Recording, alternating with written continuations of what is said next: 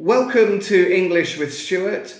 Today we're going to have a look at the difference between hear and listen.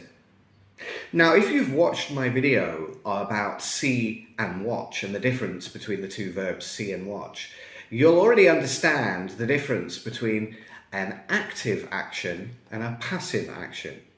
And this is exactly what's happening with hear and listen. You see, hear is passive. Hear does not require any intention or attention or even concentration. But the point, and I think the main point, is that it is an action without intention.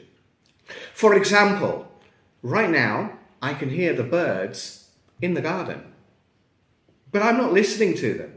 You see, I don't have intention to hear the birds, but my ears function, so I hear the birds in the garden. Now, if I wanted to listen to the birds, I could go into the garden, I could take a seat, and I could listen carefully to the bird's song.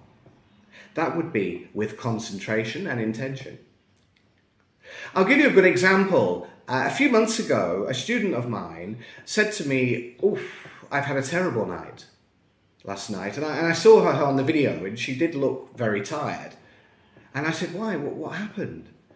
And she said, "Well, I was awake until 4 o'clock this morning listening to my neighbour's music because my neighbour above was playing loud music. I think he had a party."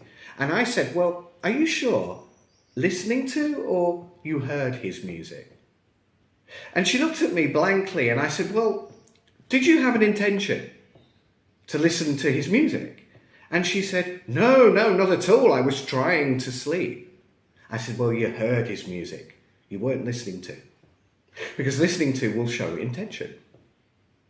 Now, with grammatical differences, hear does not require a preposition. What that means is that the verb hear, the complement is a direct complement. I hear the birds.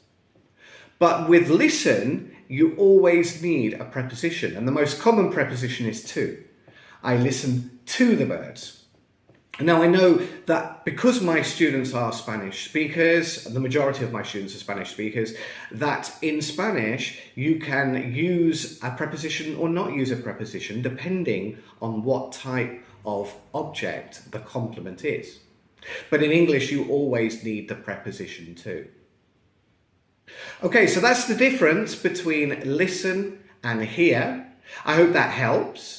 And if you like this video and you want more videos like this, please click like, subscribe and share. And if you have any suggestions as well for future videos, you're very free to put comments in the comment section below, and I will help create your personalized videos. And I will see you soon on English with Stuart.